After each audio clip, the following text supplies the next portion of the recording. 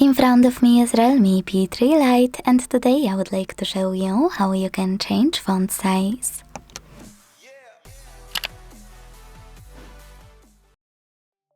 If you are struggling with adjusting font size on this REALME, here's how to do it using only devices settings. So let's begin by opening settings and tapping on display and brightness right away.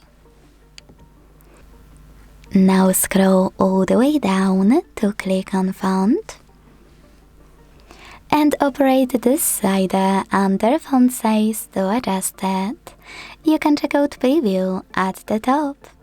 So when I do that and go back, I can see that size of my font has changed. Thanks so much for watching. If you enjoyed this video, don't forget to leave a like, comment and subscribe. Bye!